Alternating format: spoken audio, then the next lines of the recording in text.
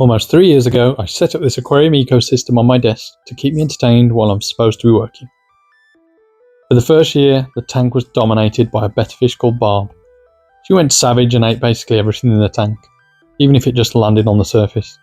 But then, one day, she just vanished. The link to that video is in the description. Since then, things went downhill for the next year, and I let things get a little out of control. But now it's time to turn things around and rebalance the tank, turning it into the thriving ecosystem I always envisioned.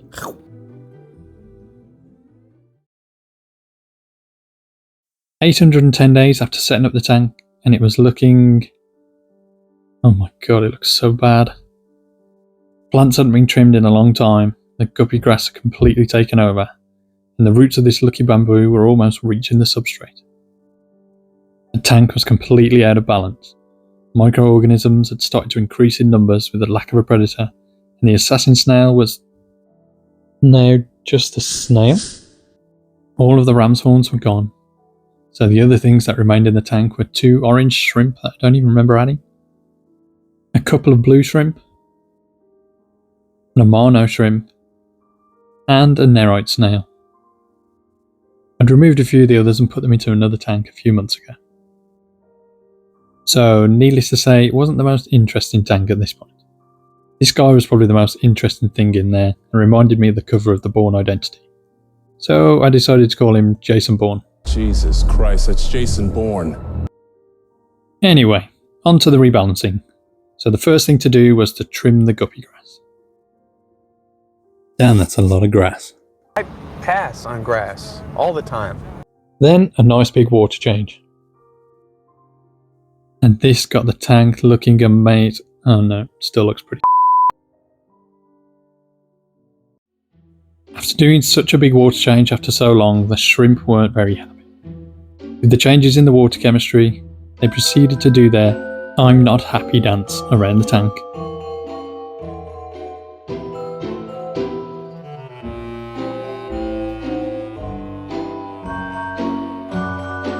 But this only lasted an hour or so, and they all calmed down. A few weeks had passed and things had settled back down, so it was time to add some new creatures. Which is good timing because this box just arrived in the mail. And after digging through newspaper to find what looks like a kebab, nope, just more newspaper. And eventually, here are my red cherry shrimp. Although not the most exciting thing in the world, I know they're easy to keep and they'll breed pretty quickly.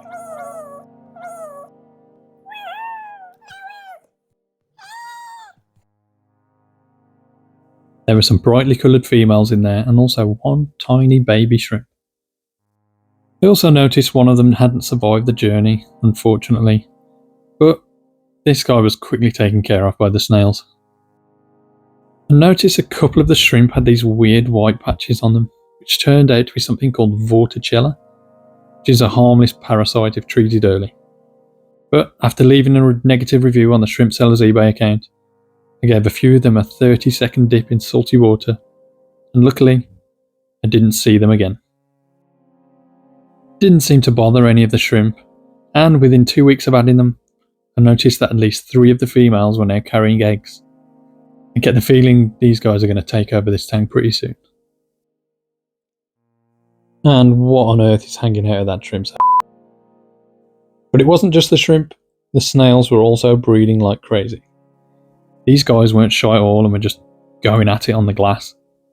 Third one was even trying to join in, and then when Jason Bourne came over, things had gotten a little too weird for me. So I set up a time lapse to see what happened.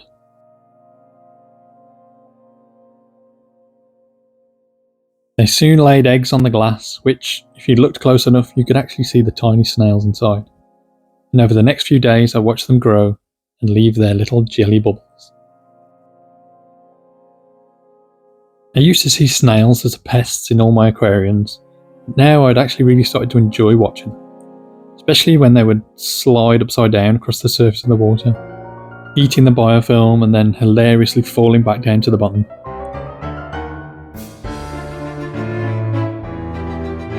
It was almost like they'd race each other back to the top, just to fall back down again.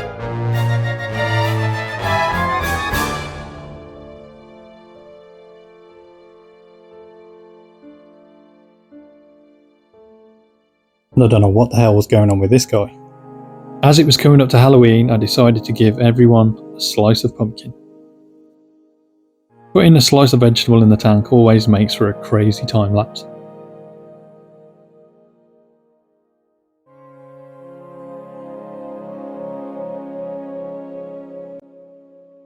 And if you're looking to get rid of snails, this is definitely one way to do it. But I wanted mine to stay, so I just shook them back in.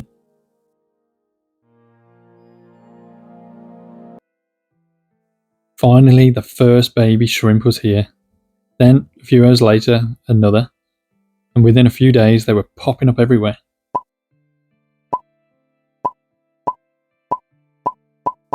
Some of them were nice and brightly coloured, but the odd few were basically transparent. These guys ended up living in my shrimp vase. The babies were growing up quickly, but the adults wasted no time and were back at it again. This dude was relentless, and the mama shrimp couldn't shake him off.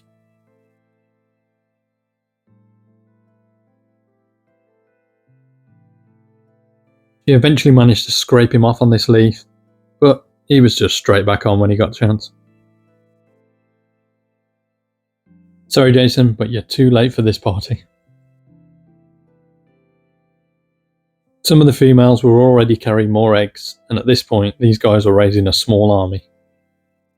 I had to do something about it, but I didn't want to add another betta fish, as this could just be disastrous, as the shrimp didn't have the best camouflage, being bright red. But I needed something to keep the number of babies in check. I'd finally decided on which fish to add. These guys are called sparkling gouramis. They won't get so big that they'll eat all the shrimp, but they'll keep the microfauna numbers in balance, and they're also pretty interesting and nice to look at. I acclimated them in the normal way by slowly adding the tank water into the bag that they came in, then put them straight in the tank.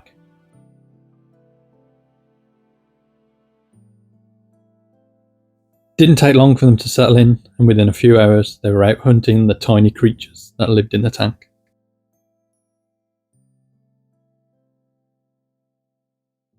These guys were so interesting to watch.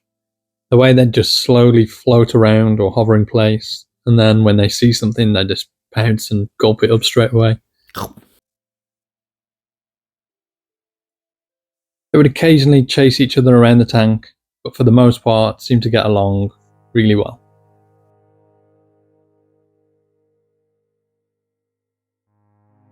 They didn't seem overly interested in the shrimp, which was a good sign, and probably just more confused as to why they just seem to float around on these plants all the time. Now the tank had so much more going on and it was actually back to being enjoyable for me. So it was time to address the fact that it looks like an absolute pile of garbage, and tried to make it look at least a little more appealing. I added some floating plants, which the shrimp took to straight away.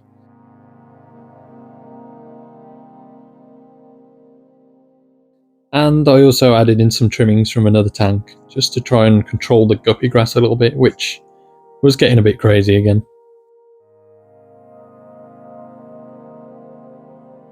And after dropping in some food for the entire tank, I realised just how many shrimp are in here now.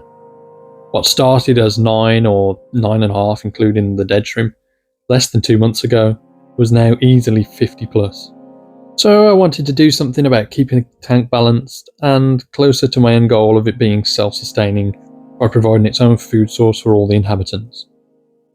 The next day I set out to pay a visit to some local woodland, collect some leaves and gunk from the bottom of this pond and a small stream.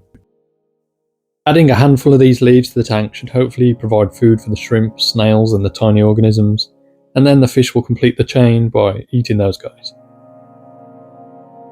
Now there were some pretty interesting creatures in these jars I'd collected. I mean, what the f*** is that?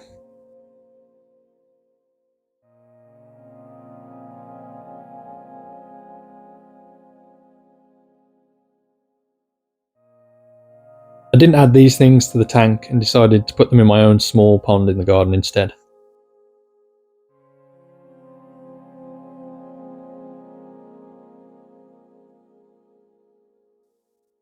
Within a couple of minutes of adding the leaves, the shrimp were going crazy. Finally, things had started to go the way I'd always hoped for this desktop ecosystem, and it was thriving. I still have plans on how I can improve the tank, and in the next video, I'll be adding a bunch of strange and unique creatures, which will all help towards creating a perfectly balanced ecosystem, and make it a little more interesting as well. Thanks for watching, and I'll hopefully see you on the next one.